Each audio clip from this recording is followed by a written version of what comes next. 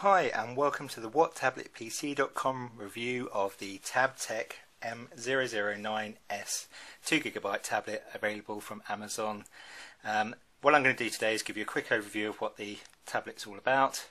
If I boot it up now, because it takes about a minute to boot up so that you can use it. So Android 2.2 is the operating system that's present on it. I'll show you that once that gets going. In the meantime, just looking at the tablet PC, it's a fairly plasticky build, although relatively solid, but you wouldn't expect much more really from a 75–80 pound tablet, which is what this is. You've got a resistive screen on the front here, which means it's not as responsive as a capacitive screen, but it still does a reasonable job. Also included are a number of ports. You've got the connector port here, which gives you a lead that attaches to a USB port for a desktop PC or laptop.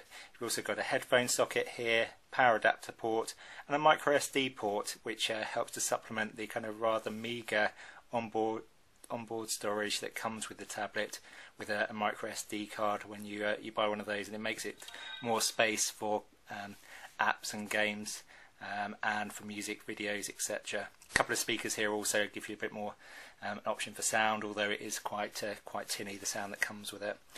So this is what the tablet looks like in portrait mode once it's loaded up.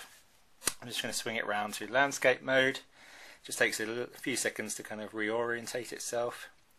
Gets there eventually, and that's kind of symptomatic with this tablet because it's quite a weak processor, so it sometimes can take a little bit of just a slight lag before it kind of gets to the action you want. If I just nip onto here, we're just going to have a look at the apps that come with the tablet. There's things like the Amazon Kindle app for ebooks. You've got Angry Birds included as a game.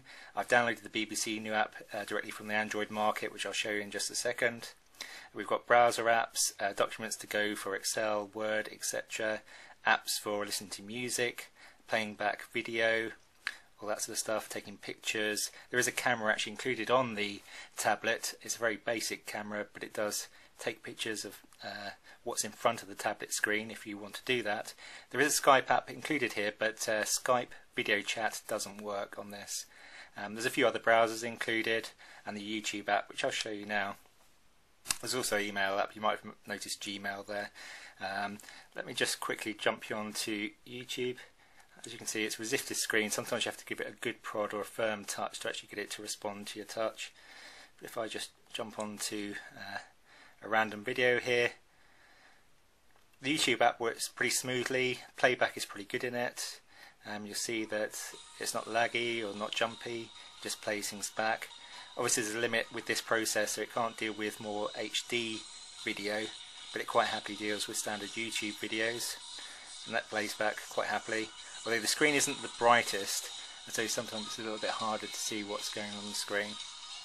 So if we come out of that, also I'll click on to Angry Birds, so you can see what the game experience is like.